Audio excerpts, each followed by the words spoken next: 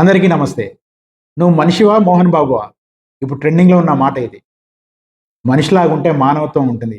మనిషిలాగా ఉంటే సంస్కారం ఉంటుంది. కానీ మనిషిలా కాకుండా జంతువులాగా ప్రవర్తిస్తే ఇప్పుడు మోహన్ బాబులాగా ఉంటుంది. ఇప్పుడు అందరి నోట్లో నానుతున్న మాట ఇది. గత 2 రోజులుగా సినీ నటుడు మోహన్ బాబు ఇంట్లో చోటు చేసుకుంటున్న రచ్చ, రభస ఇప్పుడు రోడ్డెక్కింది.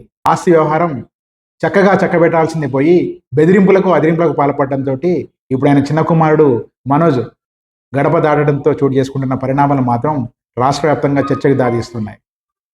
మంచి నటుడిగా దేశవ్యాప్తంగా గుర్తింపు పొందిన మోహన్ బాబు కుటుంబ వ్యవహారాలను చక్కబెట్టుకోవడంలో పూర్తిగా విఫలమవడంతో నెలకొన్న ఈ పరిణామాలు సభ్య సమాజం తలదించుకునేలా చేస్తున్నాయి.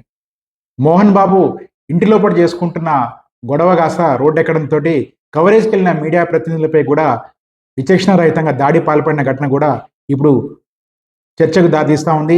మోహన్ బాబుపై చర్య తీసుకోవాలనే డిమాండ్ సర్వత్రా వెల్లువెత్తుతా ఉంది. ఈరోజు రాష్ట్ర వ్యాప్తంగా జర్నలిస్టులంతా రోడ్డెక్కి మోహన్ బాబు జర్నలిస్టులపై ప్రవర్తించిన తీరుకు వ్యతిరేకంగా ధర్నాలు, రాస్తారోకోలు, అధికారులకు మెమోరాండాలు సమర్పించడం వంటి చర్యలు పాల్పడడం చూస్తుంటే మోహన్ బాబు ఎంత విచక్షణ రహితంగా విచక్షణ కోల్పోయి ప్రవర్తించడం అర్థమవుతా ఉంది. వాస్తవానికి నటుడు మోహన్ బాబు ముందు నుంచి కూడా కాంట్రవర్సీగా ఉన్నాడు. ఆయన షూటింగ్స్లో తోటి నటులతోటి అసభ్యకరంగా ప్రవర్తించడం, దాడులు చేయటం లాంటి ఘటనలు అనేకం వెలుగులోకి వచ్చాయి.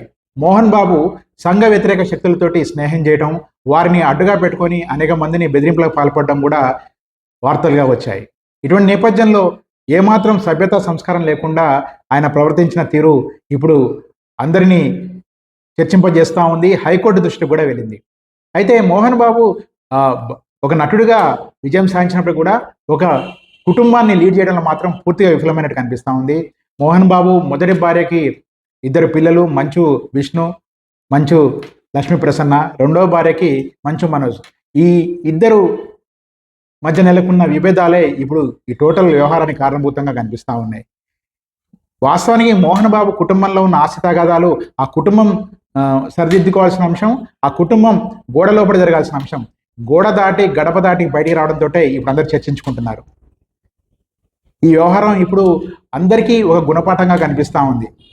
మీరు ఎంత ఎత్తుకు ఎదిగినా, మీరు ఎన్ని కోట్లు సంపాదించినా కానీ కుటుంబ జీవనం సక్రమంగా లేకపోతే మాత్రం ఇట్లాంటి దారుణమైన పరిస్థితులే ఎదుర్కోవాల్సిన పరిస్థితి ఎదురవుతా ఉంది. ఇటీవల కాలంలో మనం బాగా డబ్బున్న వాళ్ళ కుటుంబాల్లో చోటు చేసుకున్న ఘటనను పరిశీలిస్తే డబ్బు సంపాదించారు కానీ మనశ్శాంతి సంపాదించలేదని అర్థమవుతా ఉంది. సో ఫ్రెండ్స్, సభ్యత, సంస్కారంతో కుటుంబాన్ని నిలబెట్టుకోండి. కుటుంబ సభ్యులతో స్నేహ సంబంధాలు